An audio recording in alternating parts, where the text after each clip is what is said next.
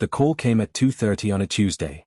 I was reviewing quarterly reports when her name flashed on my screen. Hey, what's? My aunt died. I paused, put down my pen. I'm sorry. Which aunt? Aunt Margaret, the one in Boston. Her voice was flat, businesslike. She left me $1 million. That's incredible. Are you okay? Silence. Then, pack your things. Get out of the apartment. I stopped breathing. What? You heard me. Tonight, I want you gone. We can talk about 15 years, Nathan. 15 years of your failed businesses, your debt, your mediocre jobs. I carried us. I paid everything. And now I don't have to anymore. The line went dead. I sat there, stared at my phone, replayed the words. Then I stood, told my supervisor I had a family emergency, drove home. The apartment door was unlocked. She was sitting at the kitchen table. Divorce papers spread out in front of her. 2 copies. A pen placed deliberately on my side. She looked up, arms crossed, waiting for the fight. I walked to the table, picked up the pen, sat down, read the first page, then the second, skimmed the rest. Standard dissolution, asset split, no alimony requested. I signed every page. She watched. Her expression shifted from confidence to confusion. Wait. She leaned forward. You're not going to argue? I capped the pen, slid the papers toward her, smiled. Why are you smiling? I stood, grabbed my keys. Call your lawyer tomorrow. You'll understand. Then I left. She didn't follow. I drove to a hotel, checked in, ordered room service, slept better than I had in months. The next morning I called my attorney. His name was Richard Cole. We'd known each other since college. He handled business contracts, estate planning, intellectual property. She served you? He asked. I signed already. Without reviewing with me first. I reviewed it. Standard agreement. She gets the apartment, her car, her accounts.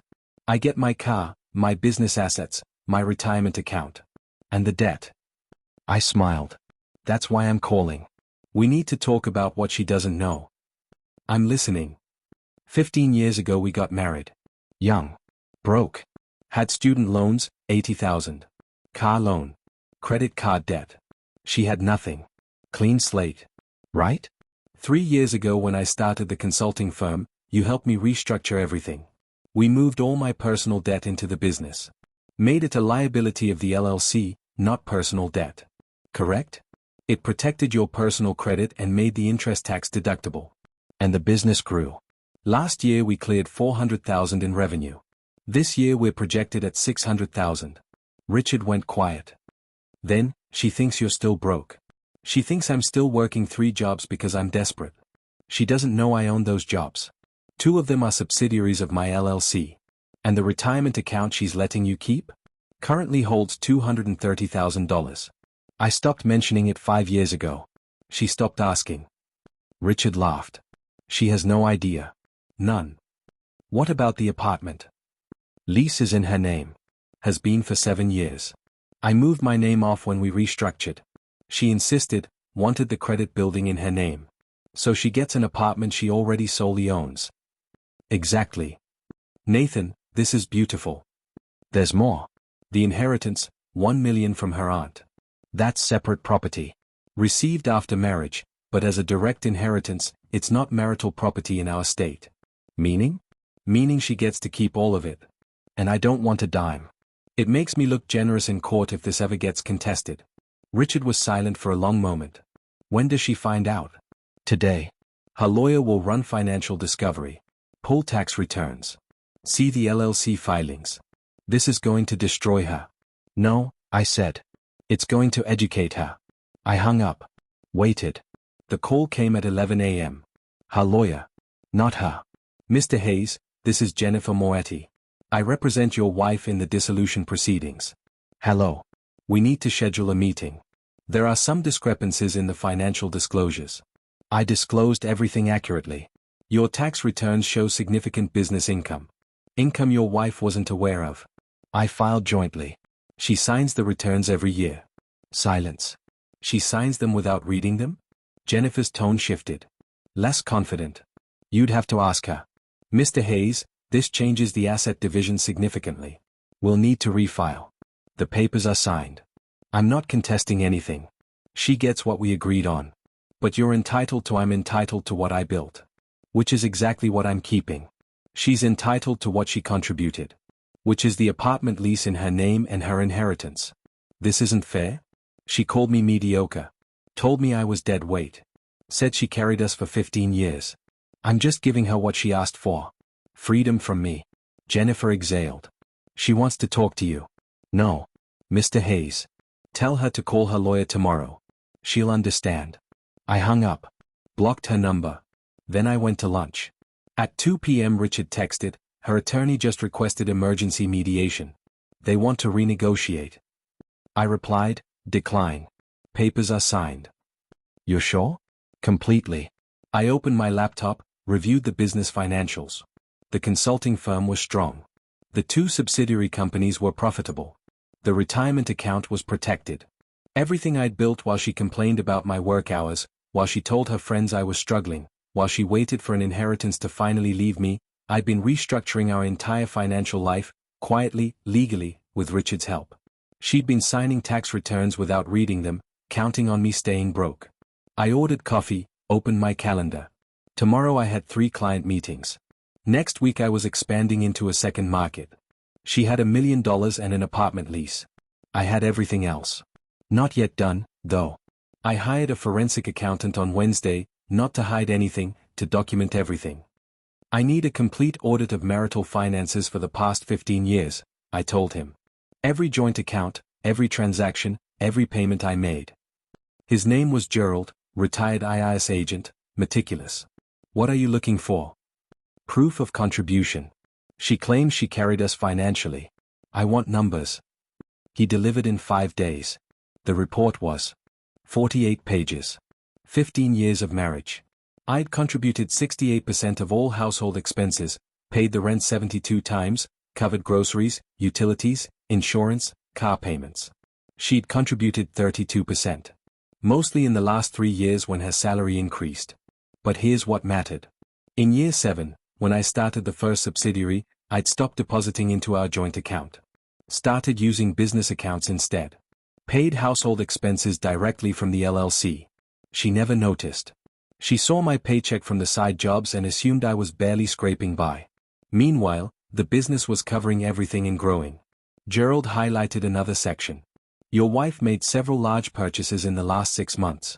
Jewelry, designer bags, a weekend trip to Miami, all from the joint account. How much total? $38,000. I leaned back. She was preparing to leave. Looks like it. Spending down assets before filing. I had Richard file a motion to recoup those funds.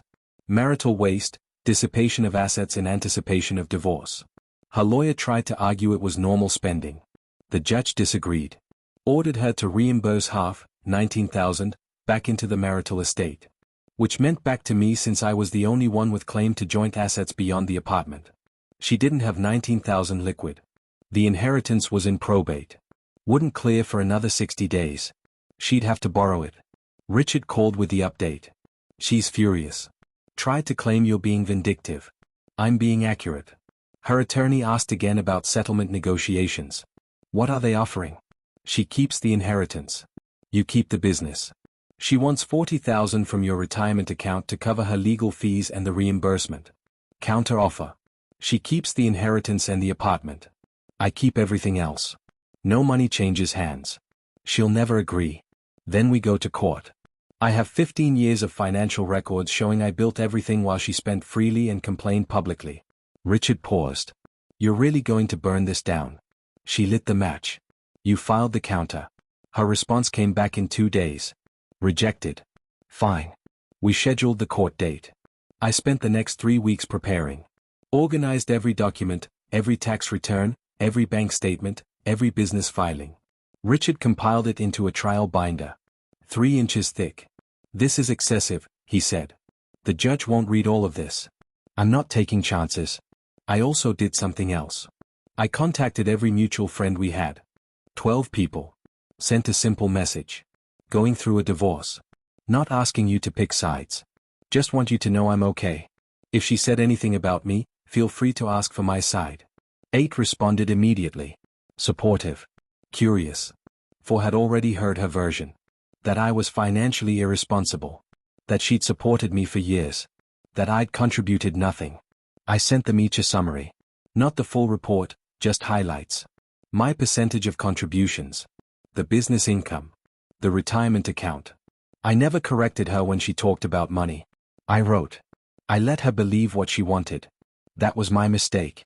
3 apologized. Said they'd had no idea. 1, her best friend Claudia, didn't respond. 2 days later, Claudia called me. She's telling people you hid money from her. I filed joint tax returns. She signed them. She says you manipulated her. I built a business while working 3 jobs. She thought the jobs were desperation. They were diversification. Silence. Nathan, she's planning to fight for half the business. On what grounds? She supported you emotionally while you built it. Marital contribution. I smiled. Let her try. I hung up.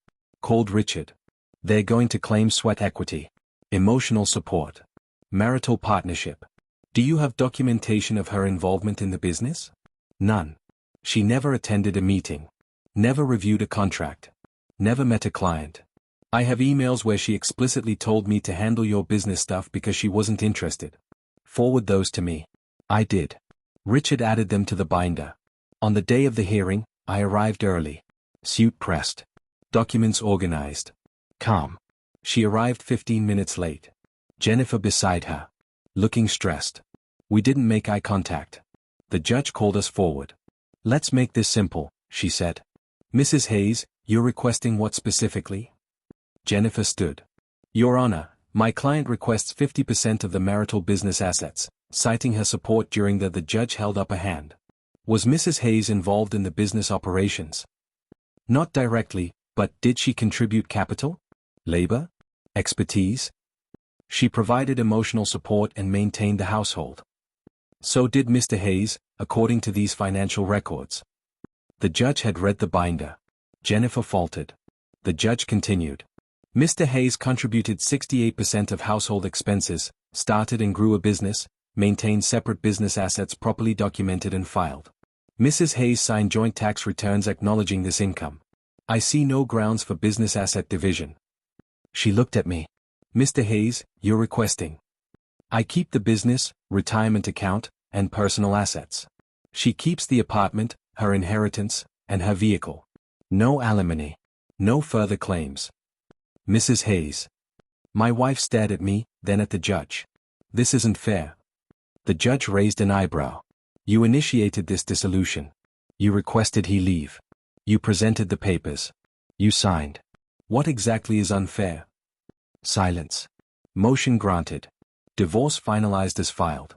Next case. The gavel dropped. She tried to talk to me in the hallway. I kept walking. Nathan, wait. I didn't stop. Jennifer caught up to me. My client would like to discuss. There's nothing to discuss. It's finalized. She didn't understand the financial situation. I turned, looked at Jennifer directly. She signed 15 years of tax returns. She had access to every account. She chose not to pay attention. That's not tell your client she got exactly what she asked for. Freedom from me. I left. That evening I moved my things out of the hotel. Signed a lease on a downtown loft. 2 bedrooms. Floor-to-ceiling windows. A view I'd wanted for years but never mentioned. I could afford it now. Could have afforded it for the past 3 years. But I'd stayed in that cramped apartment. Let her think we were struggling. 'Cause I was busy building. The business continued growing. I hired 2 new consultants. Expanded the client base. Landed a contract with a Fortune 500 company. Revenue projections for next year. 800,000. 3 months after the divorce I ran into Claudia at a coffee shop. She looked uncomfortable. Nathan. Hi. Claudia. How are you? Good. Busy. You? She hesitated. She's struggling. I sipped my coffee. Said nothing. The inheritance is tied up in probate. More complicated than she thought. And she can't find work. Firms keep passing on her applications. That's unfortunate. She's asking friends for money. To cover rent. I nodded. Still said nothing. She thought you'd fall apart without her. I met her eyes. I know. Claudia looked down.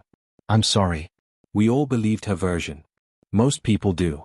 It's easier than asking questions. I finished my coffee. Stood to leave. Nathan. I turned.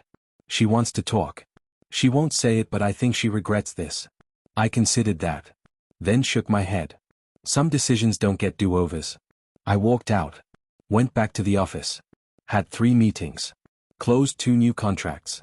By the time I got home, I'd forgotten the conversation entirely. She'd wanted freedom. I'd given it to her. Now she had $1 million in probate, an apartment she couldn't afford, and the knowledge that she'd walked away from everything real.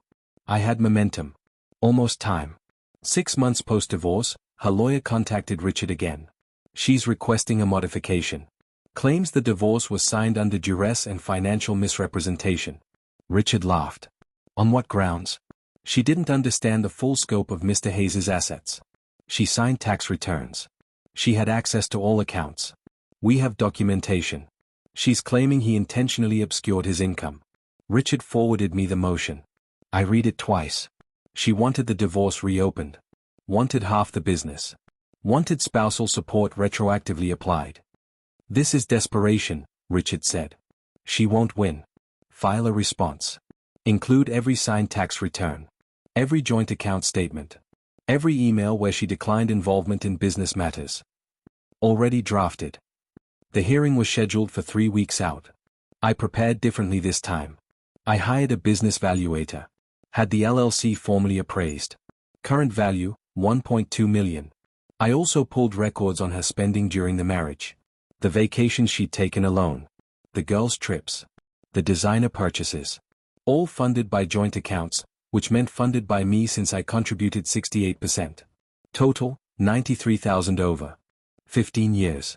I had Richard file a counter motion. If she wanted to reopen financials, we'd reopen everything. Including a claim for reimbursement of marital waste. Her lawyer withdrew the modification request 2 days before the hearing. But something else happened. I received a call from an unknown number. Answered out of curiosity. Nathan Hayes. Yes. This is Margaret Whitfield's estate attorney. I'm handling the probate for her will. I froze. Margaret. Her aunt. I'm listening. There's been a complication. Mrs. Hayes, your ex-wife, was listed as a beneficiary. However, the will contained a clause. If the beneficiary divorced within 1 year of Margaret's death, the inheritance would be redirected. My heart rate increased. Redirected where? To a charitable trust. Margaret was very specific. She believed marriage was sacred. Any beneficiary who divorced shortly after her passing was assumed to be motivated by the inheritance rather than love. I processed that. When did Margaret die? March 14th. We divorced June 22nd. 3 months. Correct. Which triggers the clause. So, she gets nothing? Nothing from the estate. The $1 million will go to the trust Margaret established. I sat down, stared at the wall. Does she know? She was notified this morning. I thanked him. I'm up, sat in silence for 10 minutes. Then I called Richard. You're not going to believe this. I told him everything. He was quiet for a long moment. Then, she divorced you to access money that no longer exists. Correct. And now she has nothing except an apartment she can't afford and no income. Correct. Nathan, this is inevitable, I finished.